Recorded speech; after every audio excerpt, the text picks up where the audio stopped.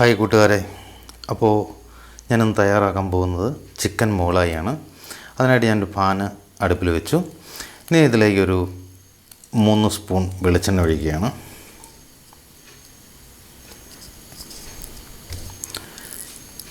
ഇപ്പോൾ എണ്ണ ഒന്ന് ചൂടാവുന്നോളം വരെ വെയിറ്റ് ചെയ്യാം. അപ്പോൾ നമ്മുടെ ചട്ടി ചൂടായി. ഞാനിതിലേക്ക് ഒരു 5-6 കുരുമുളക്, ഒരു ചെറിയൊരു പട്ടട കഷ്ണം, ഒരു ഗ്രാമ്പു, 2 ഗ്രാമ്പു ഇട്ട് കൊടുക്കുകയാണ്.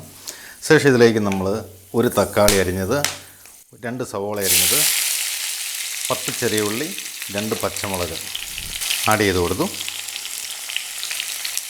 കൂടെ 1 സ്പൂൺ ഇഞ്ചി വെളുത്തുള്ളി പേസ്റ്റ്. നമുക്കത് നല്ലപോലെ ഒന്ന് വഴറ്റിയെടുക്കാം.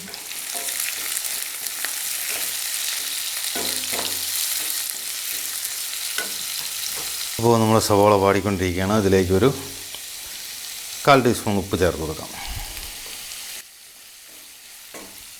ഇതിലേക്ക് ഒരു 25 ഗ്രാം അണ്ടിപ്പരിപ്പ് ചേർത്ത് കൊടുക്കാം. ഇനി നല്ലപോലെ ഒന്ന് ഇളക്കി യോജിപ്പിച്ച് വഴറ്റിയെടുക്കാം. അങ്ങനെ നമ്മുടെ സവോള ഏറെക്കുറെ വാടി റെഡിയായി വരികയാണ്. ഇനി ഇതിലേക്ക് നമ്മൾ പൊടികൾ ചേർത്ത് കൊടുക്കുകയാണ്. ഞാൻ ഒരു 1/4 ടീസ്പൂൺ മഞ്ഞൾപ്പൊടി ചേർത്ത് കൊടുത്തു. 1/2 ടീസ്പൂൺ കാശ്മീരി ചില്ലി ചേർത്ത് കൊടുത്തു. 1/4 ടീസ്പൂൺ ഗരം മസാലപ്പൊടി, 1/2 സ്പൂൺ കസ്തൂരി മേത്തി, ഒരൽപ്പം കറിവേപ്പില, ഒരൽപ്പം മല്ലിയില. ഇനി നമുക്കൊന്ന് ഇളക്കി യോജിപ്പിക്കാം. അങ്ങനെ നമ്മുടെ മസാലയെല്ലാം ഏറെക്കുറെ മൂത്ത് നല്ല റെഡിയായി വന്നു. ഇനി നമുക്ക് ഇതൊന്ന് ചൂട് പോയതിന് ശേഷം നല്ല പേസ്റ്റായിട്ടൊന്ന് അരച്ചെടുക്കണം. അരച്ചെടുത്തതിന് ശേഷമാണ് നമ്മൾ ചിക്കൻ മോളായി തയ്യാറാക്കാൻ പോകുന്നത്. അങ്ങനെ വീണ്ടും നമ്മുടെ മസാലയെല്ലാം അരച്ചെടുത്തായിരുന്നു. അതിൻ്റെ വെള്ളമാണ് ഞാനത് ഈ ചട്ടിയിലേക്ക് ഒഴിക്കുകയാണ്.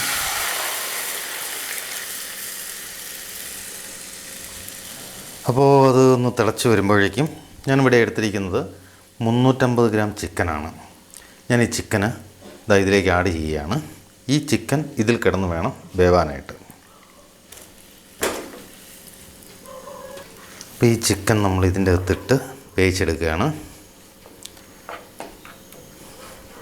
അങ്ങനെ നമ്മുടെ ചിക്കൻ വെന്ത് റെഡിയായി. അപ്പോൾ ഇതിലേക്ക് നമ്മൾ അരച്ചു വച്ചിരിക്കുന്ന നമ്മുടെ പേസ്റ്റ് ചേർക്കാൻ പോവാണ്.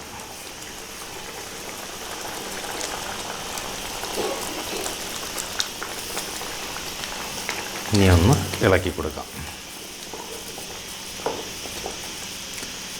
പേസ്റ്റൊക്കെ ചേർത്ത് കഴിഞ്ഞപ്പോഴേക്കും നല്ല തിക്ക് ഗ്രേവിയായി. അങ്ങനെ നമ്മുടെ ചിക്കൻ മോളായി നല്ല തിക്ക് ഗ്രേവിയോടുകൂടി ഏറെക്കുറെ റെഡിയായി വരുന്നു. ഞാൻ ഒരു പാന് വേറെ അടുപ്പിലേക്ക് വെച്ചു. ഇതിലേക്ക് ഞാൻ ഒരു 2 സ്പൂണ് നെയ്യ് ഒഴിച്ചു കൊടുക്കുകയാണ്. അപ്പോൾ ഒന്ന് ചൂടാവുന്ന വരെ വെയിറ്റ് ചെയ്യാം.